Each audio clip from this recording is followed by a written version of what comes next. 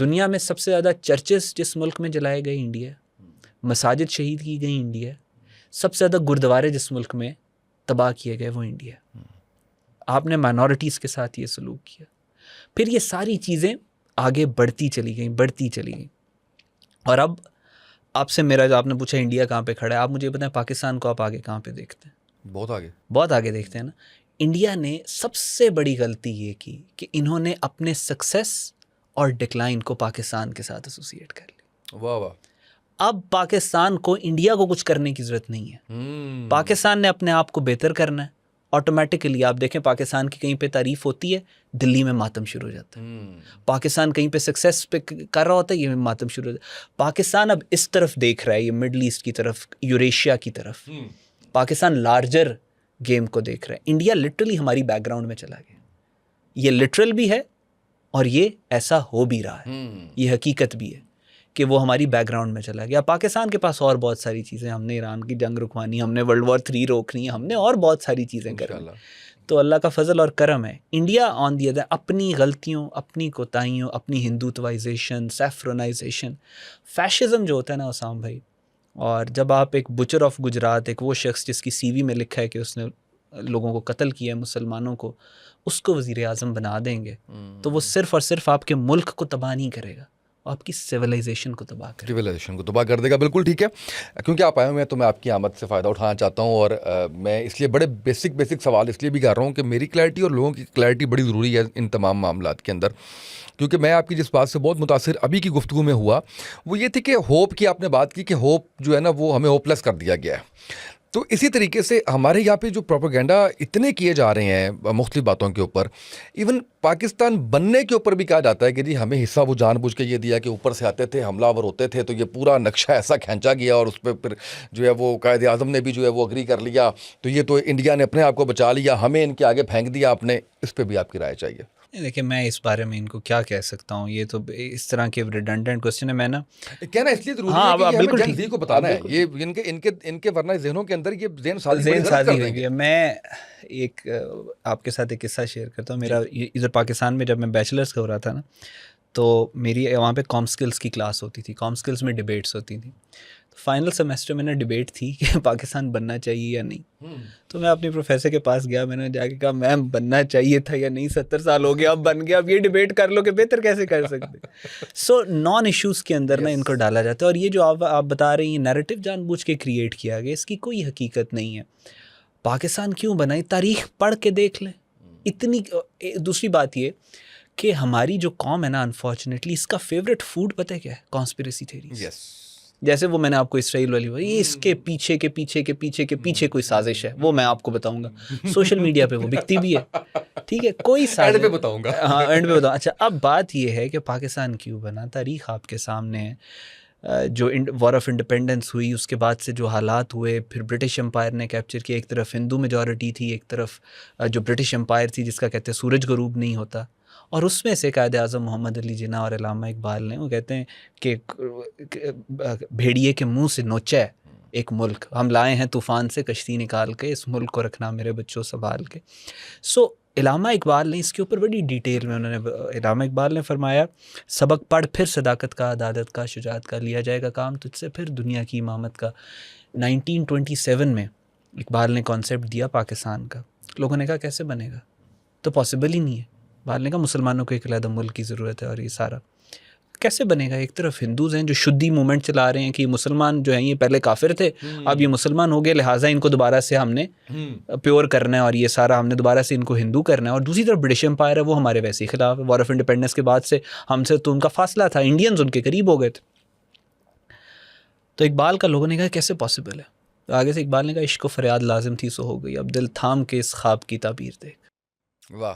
47 में पाकिस्तान मार्ज़ वजूद में आ गया, दुनिया ने देखा कायदे। उसके बाद इकबाल ने फरमाया कि सबक पढ़ फिर से एक होंगे मुस्लिम हरम की पास पानी के लिए, नील के साहिल से लेके ताब खा के काशगर। फिर इकबाल ने फरमाया करेंगे अहले नज़र ताज़ा बस्तियाँ आबाद, मेरी मुराद नहीं सूए कूफा और बगदाद की, मैं कूफा और बगदाद की बात नहीं कर रहा, एक नई बस्ती आबाद होगी जो फिर मुस्लिम दुनिया को लीड करेगी। सो पाकिस्तान तो इस वजह से बना। देखें जब पाकिस्तान उस वक्त ब्रिटिश एम्पायर, उस वक्त कॉलोनियल जो एरा था, उसमें मुसलमान तो बड़ी तेज़ी से, it was the darkest period मुसलमानों के लिए, बड़ा डार्क पीरियड था। उसी तरह का सिमिलर पीरियड था ऑटोमन एम्पायर के बनने से पहले का। ठीक है, कहीं कोई मुसलमानों की आवाज़ नहीं थी कि ताकत के तौर पे मुसलमान, अफ़गानिस्तान के चंद सूबे थे जहाँ पे किसी के, वरना तो पूरे कॉलोनाइज हो चुके थे, टर्की बचा हुआ था। सो मैक्सिमम जो मुस्लिम वर्ल्ड था वो कॉलोनाइज था, और बहुत ज़्यादा गिरावट थी अखलाकी, मुआशी, मुआशरती। इवन यहाँ लाहौर के अंदर आपने देखा होगा कि ये गवर्नर हाउस के करीब एक रोड थी, बड़ा मशहूर वाक़या है कि उसमें कहते थे कि आपने यहाँ से चल के नहीं जा सकते, गोरा साहब बैठा है तो आपने एड़ियाँ रगड़ के घिसटते हुए रेप्टाइल्स की तरह आपने जाना है। तस्वीरें बाकायदा मौजूद हैं। सो पूरी मुस्लिम दुनिया जो थी उसमें आपकी खिलाफत चली गई थी, ऑटोमन एम्पायर ख़त्म हो गई थी। इकबाल का उस पर भी बड़ा शेर था कि कर तुर्क नादा ने जो खिलाफत की कबा चाक कर दी। सो उस दौर के अंदर पूरी मुस्लिम दुनिया को ज़रूरत थी एक मुल्क की, एक ऐसी नई बस्ती की जो पूरी मुस्लिम दुनिया को इकट्ठा कर सके, एक ऐसे शहर की जो इस्लामाबाद बन सके, इस्लामाबाद बन सके। सो वो नीड ऑफ द आवर थी। और वो कायद आज़म फिर जब आए तो कायद आज़म ने बहादुर यार जंग साहब को एक ख़त लिखा, और ये बाकायदा तौर पे डॉक्यूमेंटेड है। वफ़ा का काबा एक किताब है, उसमें उन्होंने ये डॉक्यूमेंट भी किया हुआ है सारा। तो उसके अल्फाज हैं कि मुझे नहीं लगता कि ये मुल्क बन सकता था अगर इसमें फैज़ान नबवी सल्लल्लाहु अलैहि वसल्लम शामिल हो। तो कायद आज़म से कि ये मुल्क बना ही सिर्फ इस वजह से है कि फैज़ान नबवी सल्लल्लाहु अलैहि वसल्लम इसमें शामिल है। सो ये बड़ा कीमती मुल्क है, बहुत प्यारा मुल्क है। सो ये इस वजह से बन गया और उस वजह से बन गया, ऐसा नहीं है, ऐसा नहीं है, ऐसा नहीं है। इस मुल्क की फ़ाइल के ऊपर भी मोहम्मद और अली के साइन है, बनाने वाले का नाम मोहम्मद अली जिन्ना है। सो ये बहुत खूबसूरत मुल्क है। तो ऐसी कोई बात नहीं है। पाकिस्तान स्ट्रेटिजिक रीजंस के लिए बना। पाकिस्तान उस वक्त जो मुस्लिम थिंकर्स थे उन्होंने देखा कि हमें किस चीज़ की ज़रूरत है, और उस ज़रूरियात को पूरा करने के लिए this country came into being. और वो ज़रूरियात ये थी कि हमें टू नेशन थेरी आपके सामने है। कायद आज़म ने 46 में कहा था पाकिस्तान एक पिवट होगा, पूरी दुनिया इसके अराउंड घूमेगी। आज आप वो चीज़ें देख रहे हैं। कायद आज़म ने उस वक्त 37 ऑनवर्ड्स जो थे, मैं बड़ी इंटरेस्टिंग चीज़ें आपको बताता हूँ। कायद आज़म जब 47 के बाद पाकिस्तान बना ना, तो कायद आज़म ने उस वक्त हमारे पास इकोनॉमिकली हम अपने वीकेस्ट उसके ऊपर हैं, लेकिन पूरी दुनिया में जहाँ मुस्लिम फ्रीडम स्ट्रगल्स चल रही हैं कलोनियलाइजेशन के ख़िलाफ़, कायद आज़म उधर फ़ौज भेज रहे हैं। इंडोनेशिया के अंदर 500 फ़ौजी आए, कायद आज़म का पाकिस्तान बन गया, हम आ जाएँ। कायद आज़म ने कहा नहीं, इंडोनेशिया की आज़ादी के अंदर अपना कर, और वहीं पर लड़े, शहीद हुए। इंडोनेशियन एम्बेसी के आप आज वेबसाइट खोलें तो लिखा आता है द ब्रेव 500। इंडोनेशिया में आज़ादी आई, पाकिस्तान में उसका जश्न मनाया गया। उसके बाद से आप देखें सऊदी अरेबिया, मोरक्को की फ्रीडम, उसके अंदर किस तरीके से पाकिस्तान ने क्या क्या किरदार अदा किया। मिडल ईस्ट को किस तरीके से पाकिस्तान ने, ये जो मिडल ईस्ट के जिस मुल्क ने पाकिस्तान को जब आवाज़ दी, पाकिस्तान वहाँ पे पहुँचा। तो पाकिस्तान बना है बड़े रीजंस के लिए, उम्मत की क़यादत के लिए। इस वजह से नहीं बना कि हमने इनको रोकना क्या है, इनको ये कौन है कि इनको रोका जाए। और वो जो आर्ग्यूमेंट भी देते हैं ना कि यहाँ से लोग आते थे, तो वो बेसिकली पाकिस्तान से ही आते थे। ठीक है, वो पाकिस्तान से आते थे प्रैक्टिकली, क्योंकि वो जो पीछे की तरफ से इतने ज़्यादा थे भी नहीं। सेंट्रल एशिया से आए, आहिस्ता आहिस्ता आते आते इस रीजन में आए, यहाँ से फिर वो अटैक किया करते थे, मारते थे इनको। यही इंडियंस का अभी भी खौफ है, क्योंकि सिर्फ ही मुसलमानों की बात नहीं है, आर्यंस भी जो 4000 साल पहले आए थे ना, वो भी इसी रूट से आए थे। ठीक है, तो इनके ज़हनों के अंदर ये खौफ। अच्छा, अब मैं ये जानना चाहूँगा भाई आपसे कि एक तो पाकिस्तान का role as security adviser, guarantor, वो क्या नज़र आ रहा है आपको आने वाले वक्त में? क्योंकि कहा यह भी जा रहा है कि जी पाकिस्तान ने सिक्योरिटी देनी है अब मिडिल ईस्ट को भी और बाकी ममालिक को भी, और जिस तरह से हमारा एक अग्रीमेंट सऊदीया के साथ चल भी रहा है, उसको किस उसमें देख रहे हैं आने वाले वक्त में?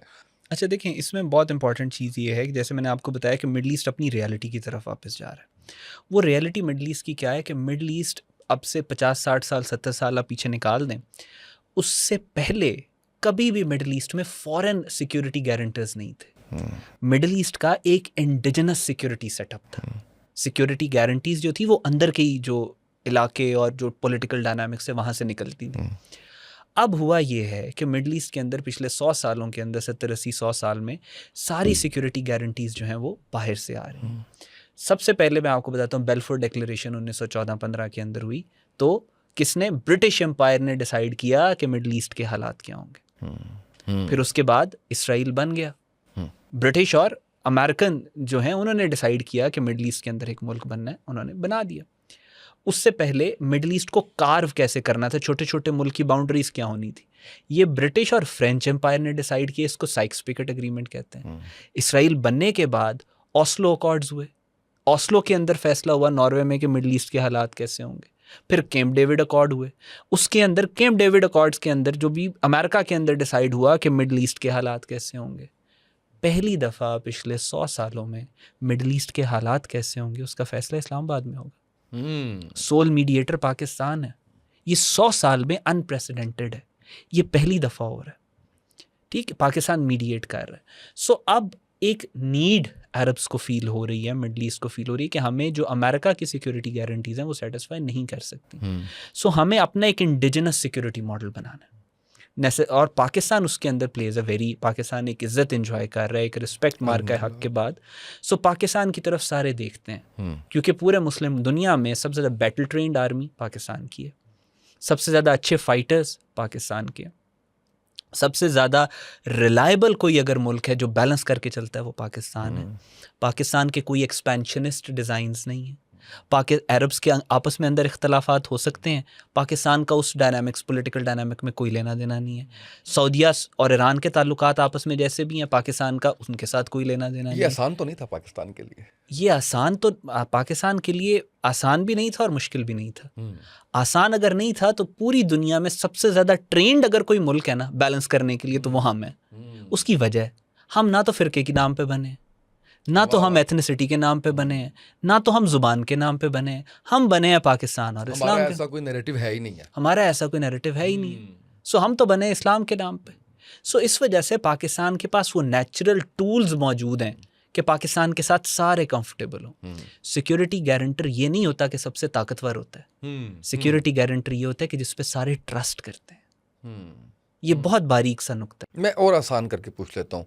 लोग कह रहे हैं पैसा बढ़ाने वाले, अब हमें जो है ना, हमने सिक्योरिटी देनी है, हमें पैसे बड़े मिलने हैं। नहीं देखें वो ये वो बातें जो देखें मैं समझता हूँ ये डिस्कस नहीं हो रही मीडिया पे, लेकिन ये बात ज़ुबान ज़्यादा मैं इस वक्त जो चल रही हैं, तो मैं इसलिए चाह रहा हूँ कि क्योंकि मुझे पता है कि आपके पास इन्फॉर्मेशन भी है, आपके पास आपने पढ़ा भी है, आपको चीज़ें पता है, तो मैं इसलिए जानना चाह रहा हूँ। देखें बात ये है कि ये जो नैरेटिव है ना, ये मीडिया ये चल भी रहा है, लोग बात भी कर रहे हैं। ये ओरिजिन इसका क्या था? ओरिजिन इसका पता है क्या था? ये जो बात शुरू हुई जब पाकिस्तान मीडिएट कर रहा था, तो ये इंडियन चैनल्स के ऊपर शुरू हुआ। इन्होंने पाकिस्तान, इनका सरीना के बिल नहीं है इनके पास, ये नहीं वो जो करते हैं अपने दिमाग की गलाजत पे, और रोना तो था ना, उन्होंने तो कुछ ना कुछ तो करना था। तो वहाँ से ओरिजिनेट हुआ कि जी पाकिस्तान पैसों के लिए कर रहा है। पाकिस्तान पैसों के लिए क्यों करेगा? ये वो चीज़ें हैं उसामा भाई कि आज पाकिस्तान, आप दुनिया जिस तरह से पाकिस्तान दुनिया की सेंट्रल स्टेज पे है, पाकिस्तान से कई 100 गुना ज़्यादा अमीर ममालिक हैं, बिलियंस ऑफ डॉलर की उनके पास वर्थ है, लेकिन क्या वो कितने पैसे कोई मुल्क खर्च करे कि वो पाकिस्तान का रोल अदा कर सके दुनिया की सेंट्रल से? नहीं कर सकते। कुछ चीज़ें पैसे से ऊपर होती। दुनिया सर्च कर रही थी हमारे लीडर्स को, टॉप कौन सा इतने बड़े बड़े ममालिक हैं, उनके पास इतने पैसे, क्या वो पैसे दे के ये नहीं ले सकते थे? अगर कहते हैं कि हम पैसों के लिए कर रहे हैं या पैसों से ये चीज़ खरीदी जा सकती है। बिल्कुल सही।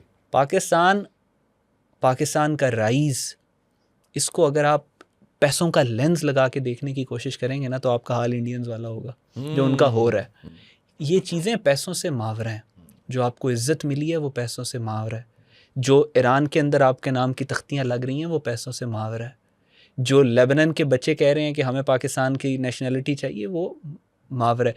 जो हॉलीवुड के एक्टर्स कह रहे हैं कि सल्यूट करते हैं हम पाकिस्तान की लीडरशिप को, वो पैसे से मावरा है।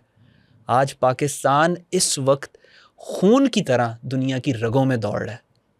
ये पैसे से मावरा है, या पैसा दे के ख़रीद भी नहीं। पैसा बहुत छोटी और अनइम्पॉर्टेंट चीज़ है। बिल्कुल सही है। अब मेरा मसला ये है कि मेरा सेकंड लास्ट क्वेश्चन फिर पैसे से रिलेटेड है। आपने हालांकि मेरा जो है वो ज़हन बदल दिया है, लेकिन मेरी मजबूरी है। पाकिस्तान ने ना भाई चैलेंजेस बड़े देखे। मैं अगर रिसेंट पास्ट की बात करता हूँ, 10-20 सालों की बात करता हूँ, तो हमने देखा कि यहाँ पे पॉलिटिकल स्टेबिलिटी तो खैर आई नहीं उस तरह से। फिर हमने देखा कि एक बहुत बड़ा तूफ़ान आया दहशतगर्दी का, और फिर हमने ये भी देखा कि किस तरीके से उस पर काबू पाया गया अल्हम्दुलिल्लाह। यानी हम लोग लाहौर के अंदर बाहर निकलते हुए डरा करते थे, ये सूरत हाल थी। एक दिन में 20-20 धमाके हमने, चाहे वो क्रैकर थे चाहे वो दूसरे थे, हमने वो विटनेस किए यहाँ पे इसी शहर के अंदर, लिबर्टी से लेके वो सारा जो है। और अल्लाह का ख़ास करम, और अगेन अल्लाह जज़ाए खैर दे उन तमाम लोगों को जो जिन्होंने इसमें किया, उस पर काबू पाया। देन लोड शेडिंग का एक बहुत बड़ा अजाब झीला हमने, उस पर भी हो गया। इस वक्त इकॉनमी बहुत बड़ा मसला है और हर पाकिस्तानी उससे इफेक्ट हो रहा है, अमीर भी गरीब भी। इसके ऊपर कुछ स्ट्रेटजी, कुछ चीज़ें आप देख रहे हैं आने वाले वक्त में, कुछ डायरेक्शन देख रहे हैं आप हमारी गवर्नमेंट की, स्टेट की, कि जिससे हम कह सकें कि चलें हमने बहुत मुश्किल वक्त गुजारा और गुजार लेंगे, क्योंकि ये कौम जो है वो बड़ी कौम मजबूत है resilient है। अल्हम्दुलिल्लाह, वो कर लेते हैं। और हमें ये ट्रस्ट होना कि यार ये 5-6 साल में निकाल देंगे, हमें इतना भी हो जाए तो मेरा ख्याल है कि ये वो कौम है जिसने ऐसे ऐसे फराडियों के आगे जो है ना, वो अपना घर का सारा सामान ला के रख दिया कि जी ठीक है, आप जो नारा लगा रहे हैं हम आपके साथ हैं। आप समझ गया मैं कहाँ पे क्या बात करना चाह रहा हूँ। तो मैं जानना ये चाह रहा हूँ, हमारी इकोनॉमी को लेकर डायरेक्शन ठीक है या नहीं? बात ये है कि देयर इज़ नो डाउट कि हमारे जो इकोनॉमिक इंडिकेटर्स हैं उनमें बहुत ज़्यादा बेहतरी आ सकती है। हमें बेसिकली दो चीज़ों के ऊपर काम करने की ज़रूरत है, और उसकी जो फाउंडेशन है वो ये है कि हमारे अंदर वो सोच ख़त्म हो गई थी ना। इस कौम, ये शायद हमारे पाकिस्तान के अंदर पिछले 20 साल, स्पेशली फॉर द पास्ट, अब से 5-6 साल पहले आप देखें तो एक सोच होती थी कि मुबारक हो IMF का कर्जा मिल गया, हाँ बिल्कुल ऐसे ही, ठीक है। तो हम कंफर्टेबल हो गए थे, क्या है, हालांकि आप नहीं, ये आप कितने साल पहले की बात बता रहे हैं? 4-5 साल पहले। नहीं, मैं 89 में प्रोग्राम करता हूँ। फराह खान जो है वो नून लीग की MP हैं, KPK से। उन्होंने मुझे कहा कि अल्हम्दुलिल्लाह IMF का, मैंने कहा माफ़ कर दें हमें, अगर आप ये कह रही हैं ना तो फिर मैं माफ़ी मांग सकता हूँ और कुछ नहीं कर सकता। तो ये भी की बात भी है। नहीं, वो मैं यानी मैं पॉलिसी लेवल के ऊपर बात कर रहा हूँ ना। बिल्कुल मुबारकबादें दी जाती थी ना, हालांकि किसी से अगर आप कर्जा लें तो आप छुप के लेते हैं ना, छुप के लेते हैं, परेशान होते हैं, और आपके दिमाग के अंदर ये बात चल रही होती है, यार मैंने कर्जा वापस करना है। उसी तरह ये इंस्टीट्यूट्स हैं। आप किसी से कर्जा लेते हैं तो ऐसा नहीं होता कि उसकी से नहीं होती, फिर वो बहुत सारी चीज़ों के अंदर इंटरफेयर करता है। जब हम लेना शुरू हुए थे, वॉर ऑन टेरर की तरह जो क्राइसिस हमारे आए और वो सारा, तो उस वक्त हमारी सोच थी कि हमने वापस करना है, लेकिन आहिस्ता आहिस्ता फिर मुबारकबादों का सिलसिला चलना शुरू हो गया। अच्छी बात यह है कि पिछले 3-3.5 साल से जो लीडरशिप पाकिस्तान की स्पेशली जो आई है, उनमें ये सोच मौजूद है कि हमने कर्जा वापस करना है। आहिस्ता आहिस्ता रिवाइव किया जा रहा है कि हमने IMF का कर्जा वापस करके इंडिपेंडेंट होना है, और ये क्लैरिटी के साथ, जिस तरह इंडिया को लेके क्लैरिटी है ना कि उधर क्या करना है, उसी तरह IMF को लेके भी क्लैरिटी है कि आगे क्या करना है। लेकिन वो प्रोसेस लंबा है। 20 साल में हम यहाँ पे पहुँचे, 25 साल तकरीबन, निकलते भी टाइम लगेगा।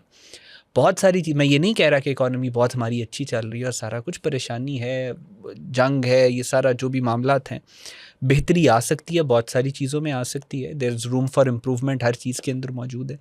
लेकिन एक चीज़ बड़ी होपफुल है, वो ये है कि जो इंटरनेशनली सारी चीज़ें हो रही हैं, ऐसा हो ही नहीं सकता कि आप दुनिया में इतना परफॉर्म कर रहे हो जियो पोलिटिकली और वो आपकी जियो इकोनॉमी के ऊपर इफेक्ट ना करे। वो करेगी, उसका प्रोसेस थोड़ा लंबा हो सकता है, टाइम उसमें ज़्यादा लगता है। जंग तो आपने की, आपने देखा, हमने 5 दिनों के अंदर जो 100 साल की उनकी मैं इसको रिलेट करूँ थोड़ी सी चीज़ से। एक साहब ने कहा कि अच्छा हाथ दिखाया, उसने कहा मुझे बताएं कि क्या है मेरे हाथ। उन्होंने कहा तू मशहूर बड़ा होना है। उन्होंने कहा मशहूर छाड़, पैसा 10 पैसा होना। उन्होंने कहा जो मशहूर होएगा ना, पैसा आप पे अपने आप। तो वो जो आप बात कर रहे हैं कि इस वक्त दुनिया पूरी जो है वो अल्हम्दुलिल्लाह उसकी नज़रें पाकिस्तान पे है, तो वो प्रैक्टिकलिटी आहिस्ता आहिस्ता होगा, उसमें थोड़ा टाइम लगेगा, थोड़ा हमें मजीद, मैं कहना नहीं चाहता क्योंकि लोग कहेंगे हमें मजीद सब्र करने की थोड़ा सा ज़रूरत है। लेकिन कितना टाइम आपको लगता है, क्या उतना ही जितना तबाह होने में लगा है या कुछ 4-5 गुना कम लगेगा? नहीं, आप चीज़ें स्पीड पकड़ रही हैं, चीज़ें स्पीड पकड़ेंगी। देखें, आपकी बात यह है कि दुनिया में इस वक्त तब्दीली एक आ रही है कि लोग बिज़नेस सिर्फ उन्हीं ममालिक के साथ करना चाह रहे हैं जिन पे उन्हें श्योरिटी है कि यार ये मुझे प्रोटेक्ट कर सकते हैं मेरे बिज़नेस को। पाकिस्तान, अल्लाह की तरफ से हमने साबित किया है कि हम ना सिर्फ अपने आप को प्रोटेक्ट कर सकते हैं, हम इर्द गिर्द के ममालिक को भी एज ए रीजनल स्टेबलाइज़र या नेट स्टेबलाइज़र के तौर पे हम प्रोटेक्ट कर सकते हैं। सो ऑटोमेटिकली बिजनेस पाकिस्तान में आएगा, लेकिन ये ओवरनाइट नहीं होगा, इट टेक्स टाइम, थोड़ा सा टाइम लगता है।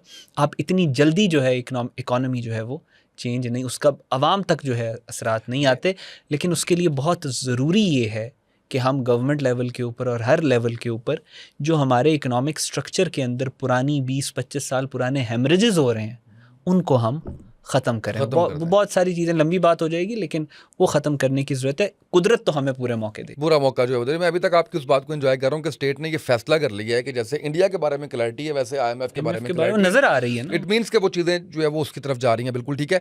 अफगानिस्तान के साथ कुछ मामला बेहतर होने के चांसेस आने वाले दिनों में, आइंदा दिनों में, या सबक पूरा सिखा दिया अभी, या क्योंकि वो इतना दब गया मामला इस सारे उसके अंदर, यानी हमने बड़े ज़ोरों शोर से उससे कवर करना शुरू किया, लेकिन फिर ये मामला ये आ गया तो उसके ऊपर उतनी बात ही नहीं हो सकी। अफ़गानिस्तान के साथ ना देखें उसामा भाई, इसमें एक चीज़ कहते हैं कि पिछले 70 साल को आप देखें, अगर अफ़गानिस्तान ने पाकिस्तान के अंदर कंटिन्यूस दहशतगर्दी अफ़गानिस्तान की तरफ से आई है, 47 ऑनवर्ड्स आना शुरू हो गई थी। 2 इंस्टेंसेस ऐसे रहे हैं कि जब पाकिस्तान में दहशतगर्दी नहीं आई। एक भुट्टो साहब का दौर था और उसमें ये दहशतगर्दी भेजते रहे अफ़गान। भुट्टो साहब ने क्या किया? भुट्टो साहब ने कहा मैं आप पे काउंटर ऑफेंसिव लॉन्च करूंगा, तुम दहशतगर्दी भेजने से बाज नहीं आ रहे। काबुल यूनिवर्सिटी के स्टूडेंट्स हैं, उस्ताद से आप अहमद शाह मसूद, गुलबदीन हिकमत यार, उस्ताद से आप बुरहानुद्दीन वाला ये जो ग्रुप है, इन्होंने कहा कि will PAT on their back. ठीक है, जब वहाँ पे सेंट्रल अफ़गानिस्तान की हुकूमत को ये लगा कि यार ये तो पाकिस्तान तो इनके साथ हमारी जो प्रेशर ग्रुप है उसके साथ राब्ते में है, दे फेल इन लाइन। सरदार दाऊद ने कहा अब तो मैं जी कैपिटलिस्ट भी होने के लिए तैयार हूँ। पाकिस्तान में दहशतगर्दी नहीं आई। उसके बाद सोवियत अफ़गान वॉर जो हुई उसके अंदर पाकिस्तान में दहशतगर्दी जो है रिलेटिवली कम आई। उसके बाद जब अफ़गान तालिबान मुल्ला उमर वाला ग्रुप जब इक़्तिदार में आया, तो क्योंकि अफ़गान जिहाद का एक चलता आ रहा था, एक बैगेज था उसके साथ, तो हम जो मुल्ला उमर का अपोजिशन या प्रेशर ग्रुप था ना, जिसमें गुलबदीन हिकमत यार और अहमद शाह मसूद थे, हमारे उनके साथ ऑटोमेटिकली अच्छे ताल्लुकात थे। तो उस वक्त के जो तालिबान थे उन्होंने कहा कि नहीं, इनके तो उस ग्रुप के साथ ताल्लुकात हैं, तो वरना हमने थोड़ा सा यहाँ पे किया, क्योंकि अफ़गान जो है उसके लिए सबसे ज़्यादा कीमती और ज़रूरी जो है ना वो उसकी हुकूमत होती है, जो अफ़गान गवर्नमेंट है, क्योंकि उसको पता होता है कि हुकूमत अफ़गानिस्तान के अंदर जो है ना वो ट्रांसफ़र नहीं होती, असैसिनेशंस होती हैं। क्योंकि पिछले 100 सालों में मेरे ख्याल 2 या 3 लीडर रहे हैं जो खुद से गए हैं, वरना बाकी सारे कत्ल हुए हैं। तो उनके लिए हुकूमत बहुत ज़रूरी होती है। और उसका जो प्रेशर, अब प्रॉब्लम ये आई थी कि हमने पिछले कुछ अरसे में जो प्रेशर ग्रुप्स से उनके सरों पे हाथ रखना और पैट ऑन द बैक करना छोड़ दिया था। सो अफ़गानिस्तान की जो स्ट्रेटजी है हमारी लॉन्ग टर्म, अभी तो हमने ये टेररिस्ट की जो सेंचुरीज़ हैं हमने इनको डिस्ट्रॉय किया हुआ है और ये सारा कुछ। अफ़गान तालिबान जो हैं ये ज़ुबान कैरेट एंड स्टिक वाली पॉलिसी पे ही चलते हैं। तो हमें वो, मैं ये नहीं कह रहा कि कुछ ये करना चाहिए या वो करना चाहिए, perception has to be there. अगर आपने परसेप्शन बना के रखे हुए ना तुम हमारे साथ ठीक नहीं हो तो तुम्हारी ऐसी की तैसी हो जाएगी, अफ़गान्स ठीक रहेंगे। किसी लम्हे आप लीनियंट हो गए तो ये या तो इसराइल की गोद में जाके बैठेंगे या इंडिया की गोद में जाके बैठे हुए हैं हमेशा की तरह। ठीक है, हाँ, तो आपको इनको इसी तरीके से ट्रीट करना है। बिल्कुल सही है। मुसलमानों के अंदर एक तारीखी तौर पे भी आप देखें 1400 साल में मुसलमानों को दुश्मन ने इतना नुकसान नहीं पहुंचाया जितना अंदर से ये दरवाज़ा खोलने वालों ने पहुंचाया। और एक छोटी सी गद्दारों की जमात जो है ना वो रहती है, उसको आपने उसी तरीके से ट्रीट करना है जिस तरीके से सुल्तान सलाहुद्दीन ने हशीशीन्स को ट्रीट किया था, हसन बिन सबा वाला जो ग्रुप था। सो इन लोगों को ऐसे ही ट्रीट करना। बिल्कुल सही है। बलूचिस्तान में हालात अंडर कंट्रोल है? बलूचिस्तान में हालात अंडर कंट्रोल हैं। मैं वही आपसे अर्ज़ कर रहा हूँ कि पाकिस्तान की जो काउंटर टेररिज्म एफर्ट्स हैं वो इस वक्त अपनी टॉप के ऊपर हैं। परसेप्शन क्रिएट करने की कोशिश की। आपने सवाल किया मेरे से, मैं इसका एनालिसिस करता हूँ। बलूचिस्तान के अंदर जो डेथ्स की रेशो है, अगर बलूचिस्तान के अंदर एक बंदा शहीद होता है ना वायलेंस की वजह से, तो इंडिया की रियासत मणिपुर में 3 होते हैं पिछले 3 साल। 3 गुना ज़्यादा ख़तरा है वहाँ पे। लेकिन इंटरनेशनल मीडिया डोमेन में और नेशनल कहीं पे आपको मणिपुर का जिक्र नहीं आएगा कि मणिपुर के हालात कैसे हैं। मैं इंडियन के कॉन्टेक्स्ट की बात करूँ, आपका तो जाहिर है हम तो पाकिस्तानी, हम तो बलूचिस्तान का जिक्र करेंगे ही करेंगे। बलूचिस्तान के अराउंड एक परसेप्शन, अगेन जैसे इसराइल वाली बात मैंने की थी, परसेप्शन क्रिएट की जा रही है, इंस्टेबिलिटी है, ये है वो है। 2000 के करीब ये दहशतगर्द हैं। पिछले 6 महीनों में 20% दहशतगर्दों को हम मार चुके हैं। तो हमारी काउंटर टेररिज्म एफर्ट्स अपने टॉप पे हैं। जो बाकी फितनागर हैं वो जेलों के अंदर हैं। हाँ, इसके ऊपर इन्वेस्टमेंट बहुत ज़्यादा है, फॉरेन फंडिंग बहुत ज़्यादा है, फितनाल हिंदुस्तान बहुत ज़्यादा है। सो वो चल रहा है मामला, वो चलता रहेगा। लेकिन क्या बलूचिस्तान को कोई एग्जिस्टेंशियल थ्रेट है? हाँ, ये सवाल ये नहीं, बिल्कुल नहीं है, बिल्कुल भी नहीं। 44% पाकिस्तान का है, कहाँ लेके जाओगे? पॉसिबल ही नहीं है। बिल्कुल सही है। आखिरी सवाल मैंने जब देखा आपको तो उस वक्त आप क्लास ले रहे थे अर्नब की, शदीद क्लास ले रहे थे आप, तो मैं बड़ा इन्जॉय कर रहा था। मैंने कहा इन साहब को मैंने पहले देखा नहीं है और मुझे बड़ा मज़ा आ रहा है। तो उसके बाद फिर मैंने दोबारा देखा आपको, और उस वक्त आप किसी पाकिस्तान के बड़े चैनल पे बैठे हुए थे, तो वहाँ पे आप वो सारा वाक़या सुना रहे थे कि जी इस तरह से हमने हैक और वो सारा मामला इस तरह से हुआ। तो फिर मुझे पता चला कि आपसे तो मेरी बात होती रहती है। तो मैं रात के 1:30 बजे इतना एक्साइटेड था, आई वाज लाइक कि मैं अभी फ़ोन करूं। तो मैंने उस वक्त ये मैनिफेस्ट किया कि मैंने आपसे सुनना है, कि ये सारा मैंने आपके अपने पॉडकास्ट में सुनना है। तो मुझे बताइए कि किस तरह से वो सारा कुछ किया और कैसे हुआ कि वो चैनल यानी ऑडियो भी डाउन नहीं हो रही, जिस तरह से उनका वो है, तो वो कैसे सारा कुछ कर लिया। जो अर्नाब वाला शो था वो एक तो खैर मैं तो बड़ा उस पर तैयारी शारी करके गया था कि यार ये पॉइंट्स मेरा वो उससे पहले शायद आई थिंक मेरी कोई television appearance, it's was my first show, मेरी ज़िंदगी का पहला शो था। सो वो मैं बड़ी तैयारी शारी करके गया। मैंने कहा कि यार ये पॉइंट्स हैं, ये पॉसिबल क्वेश्चंस हैं, सारी हमारी टीम बैठी, हमने तैयार किया कि यार ये पॉसिबल क्वेश्चंस हैं जो वो कर सकते हैं इंडियंस। हम में से कोई भी अर्नाब एक्सपर्ट नहीं था, हमें तो नहीं पता था, बेवकूफ़ आदमी है। सो उनका जो पैनल था वो भी बड़ा स्ट्रॉन्ग पैनल था, उसमें वो उनके थे जो भी लोग थे, भाटिया वगैरह और वो सारे।